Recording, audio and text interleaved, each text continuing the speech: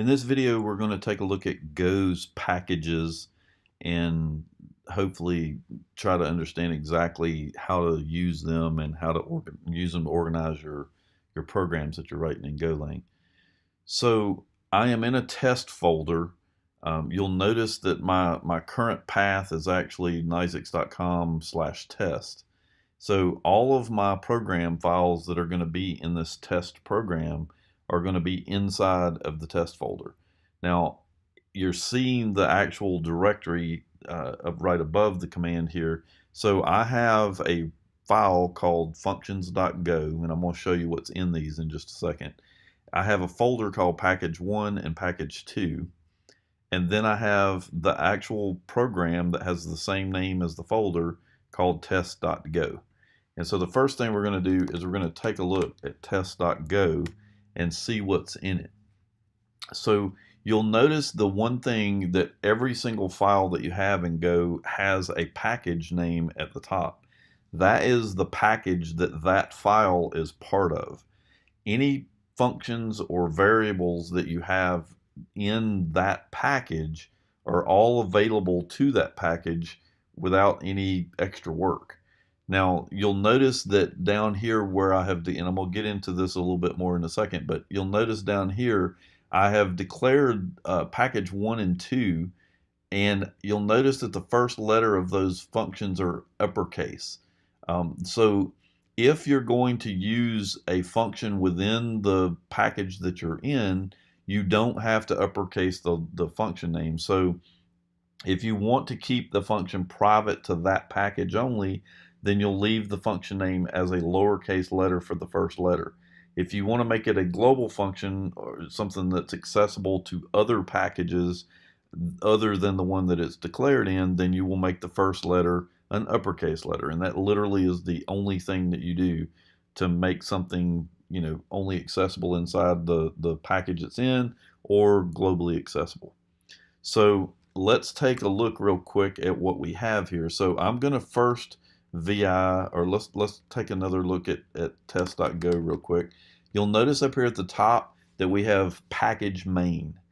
Every single program that you write in Golang is going to have at least one file that has package main. That is the main package for the application.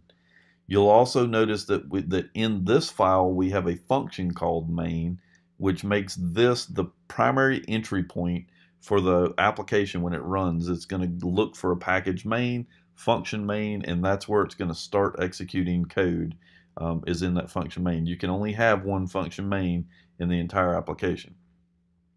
So let's close this for a second and let's take a look at the functions.go file. And you'll notice again that I have package main declared. So I am declaring that this function file is actually part of the main package, and therefore if you remember from inside the test.go file we were in a second ago, it was a lowercase function name, which means that I can call this function from any file that's in the main package, but I cannot call it from anywhere else. Any other packages that try to call this function are going to get an error. So now let's take a look at our packages. So I'm going to ls package 1, and you'll notice that there is a file with the exact same name as the functions file that we're using inside of our main package. And again, the reason that you're using these packages is because you won't have problems like this. So you've got a namespace that you're declaring functions and files and things in, and they're totally isolated from each other due to the packages. So I'm going to VI the package 1 functions file, and you'll notice that this package is not part of package main. It could be, but it's not. We've actually got a new package name that we just called package 1, and we've got a function in here called my first function.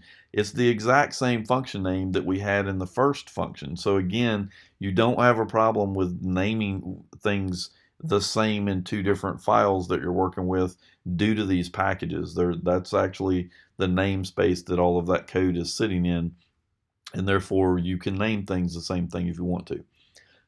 And so that's the function declaration for it. And now I'm going to open up package 2 functions, And you'll notice that this is actually in a package called package 2.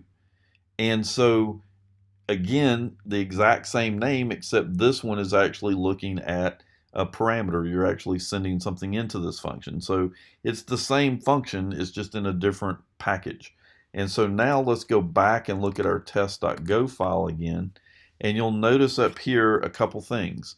In order for me to call package 1 and package 2 from this main package or this main file, I have to import the packages. Now notice that I am not importing the functions file. I'm only importing the folder that holds that package. And so everything that's in that folder should be part of package 1. I don't want to go into the folder and start putting package 3 things in the package 1 folder. So everything that's in that subfolder, I want to keep it with the same package that we're actually working with. And so all I'm doing is I'm importing the folder itself, and you do this from the source folder. So when you install Go, you have a Go source src folder, and then from there you'll start creating projects. And so I'm including this from the source folder to include the company name and the folder name and the package folder name.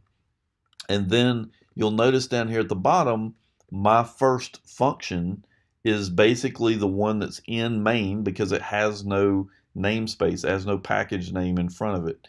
If you look at the other two functions that I'm calling, even though they have the same name, one of them is prefixed with package 1 dot my first function, and the other is package 2 dot my first function.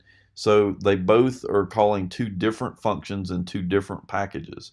Now the only thing left to cover here is that in order to build the application, I'm going to type go build, and then we're going to give it the full path from the master source folder. So we're going to put in Nizex.com in my case and test. That's the name of the folder for the project that I want the system to go build. And so I'm going to hit enter, and then if we do an ls, you'll notice that there's actually a test file that just got built, and I'm going to run it just like I would run any other program. And you can see that it successfully called all three of our functions and executed them perfectly, even though they have the same names and in some cases the same declarations. But because we have the packages defined and have everything laid out the way we have it, it executed perfectly.